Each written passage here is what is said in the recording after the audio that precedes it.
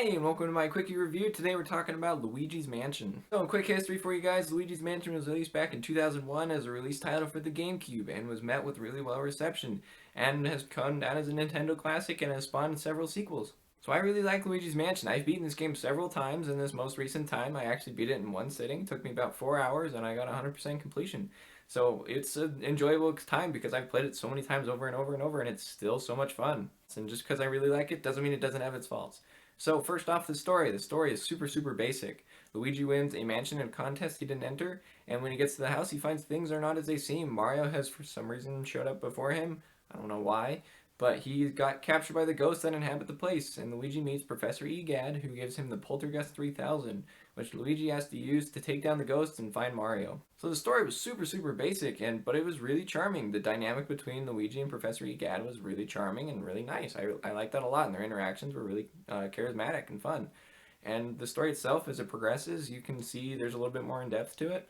And as you explore the mansion, things aren't as they seem, and you kind of figure out who's behind all this. And at the end, it leaves you satisfied. It was a good experience that had a good beginning and end. And enjoyed the story for what it was. It knew what it was, and it knew what it was going for, and it didn't take itself all too seriously. I mean, there was lots of jokes and things like that because it wasn't a super serious story. It was just a fun Mario adventure. But the gameplay is where this game shines the most. Using the dynamic between Luigi's flashlight and the Poltergust 3000, you explore the mansion, find its secrets, and also catch tons of ghosts. And it's so much fun. The dynamic between the flashlight and the Poltergust works so well because you have to use your flashlight to stun the enemies and then the vacuum to suck them up. But with new types of enemies showing up every so often, and also the main ghosts that are kind of serve as mini bosses, each one was dynamic and different. It had its own personality, which led to a puzzle or a task you had to complete to give you the opportunity to suck the vacuum up. And it was really nice. It was just fun to try to figure out each of these ones.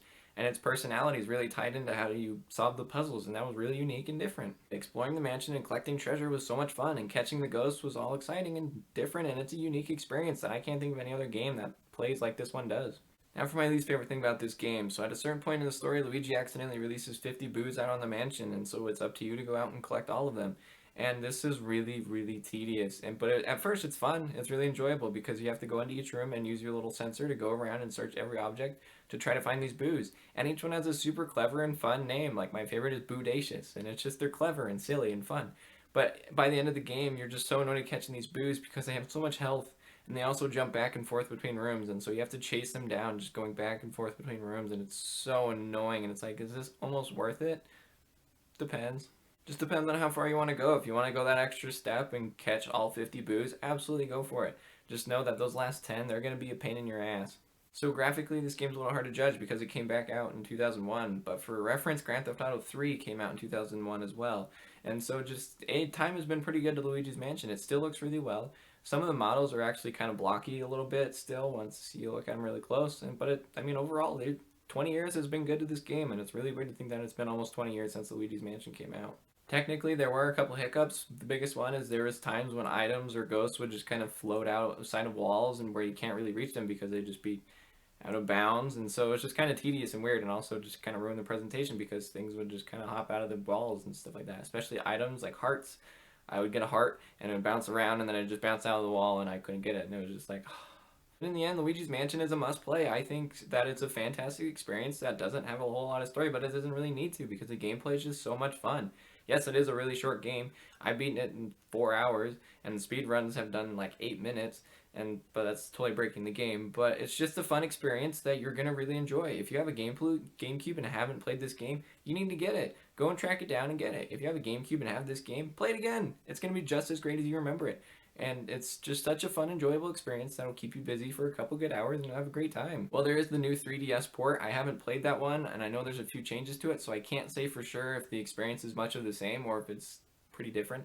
Yet again, I don't know, but I'm sure it's be pretty darn close, so if you want to and you don't have access to a GameCube or things like that, absolutely give the 3DS version a try and see for yourself if it's as good as you remember or if it's the same experience that I'm trying to explain here. But with the super annoying boos at the end of the game, everything else makes up for it. Just exploring and catching these ghosts is so much fun, and each of the new unique ghost bosses are really exciting and different. Each one has their own personality that makes them stand apart from everything else, and some of them are actually really tricky. and it just adds to this game. It's just so much fun, and I would highly recommend Luigi's Mansion for anyone who's looking for a fun, enjoyable, and pretty short experience that will keep you entertained the whole time. So that's my review for Luigi's Mansion. I hope you enjoyed it.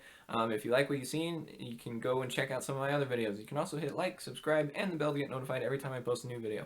I'm also on Twitch now, so if you want to come check me out on Twitch at twitch.tv/agameforyourthoughts. I'm currently playing Resident Evil right now, and I've had such a great time with it.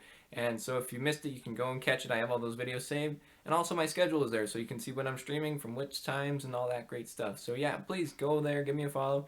And also I have a donation thing there, so if you want to support me directly, absolutely drop a couple of dollars my way. I'd really, really appreciate that. So thank you so much for all your support. We'll catch you next time on A Game for Your Thoughts.